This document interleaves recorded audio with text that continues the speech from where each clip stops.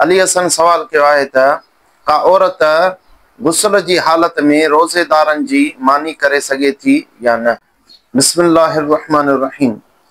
जेकॾहिं का औरत गुस्ल जी हालत में या हेज़ ऐं निफ़ास जी हालत में हथ धोई ऐं मानी पचाए थी त इन में को बर्ज न आहे, मानी पचाए सघे थी ऐं उन जी मानी खाई बि सघिजे थी। छाजे करे त जनाबत सां इंसान नापाक नाहे थींदो, उहो पाक ई रहंदो आहे। जीअं हदीस मुबारका में हज़रत हुज़ैफ़ा रज़ियल्लाहु ताला अन्हु नबी करीम सल्लल्लाहु अलैहि वसल्लम उन सां मिलण जे लाइ हथ वधायो।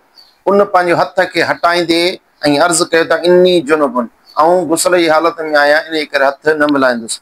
तंहिं ते नबी करीम सल्लल्लाहु अलैहि वसल्लम फरमायो, इन्नल मुस्लिम ला यमजुसु, बेशक मुस्लमान पलीत नथो थिए। इन हदीस मुबारक में मालूम थियो त जेकॾहिं इंसान गुस्ल जी हालत में आहे त उहो हुक्मी तरीक़े सां त नापाक आहे, पर हक़ीक़ी तरीक़े सां उहो नापाक न आहे। उनजो हथ पगर वग़ैरह पाक आहे। जेकॾहिं हथ ते निजासत वग़ैरह लॻल न अथसि त उनजे हथ जी मानी वग़ैरह बि खाई सघिजे थी। इन में को बि हर्ज न आहे। अल्लाहु आलम बिस्सवाब।